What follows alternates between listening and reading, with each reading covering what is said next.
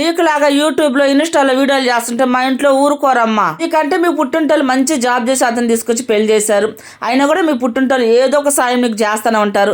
నీకు యూట్యూబ్ చేయాల్సిన కర్మే ఉంది చెప్పు. బతుకులట్ట కాదు కదా, కూలీనాలు చేసుకుంటే ₹1. మేము కష్టపడుతున్నా, మేము పస్తులున్నా కూడా ₹1 సాయం చేయరు మా పుట్టింటోళ్ళు. పుట్టింటోళ్ళు ₹1 ఇవ్వాలి, నేను తినాలి అని మా హస్బెండ్ ఏ రోజు అనుకున్నది లేదు.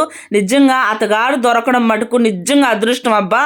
కూలీనాలు చేసుకుంటేనేమో ఎంతమందికి దొరుకుతాడు చెప్పండి ఇట్లాంటోడు. పెద్దగా చదువుకున్నదంటే ఏం లేదు, జాబ్ చేద్దామంటే చదువుకున్న వాళ్ళందరూ జాబ్ చేస్తున్నారంటే అమ్మ అదే ఇంట్లో పని అనేది అంటారా? అది కూడా నిజమేలేండి. ఏదో చిన్నప్పటి సంది గవర్నమెంట్ స్కూల్ 10th క్లాస్ అరాకొర నాలెడ్జ్ తోటి అయితే యూట్యూబ్ అయితే స్టార్ట్ చేశాను.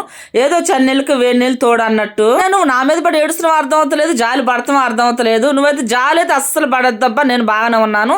ఏడవైతే అసలు ఏడవద్దు, ఎందుకంటే నాకన్నా నీ లైఫ్ ఇంకా బాగుంది. లక్షల సబ్స్క్రైబర్ల నుండి మిలియన్ల వ్యూస్ గాని వచ్చే పని అయితే ఇంకా నైట్ కూడా నిద్రపోకుండా ఏడుస్తా కూర్చుంటదేమో.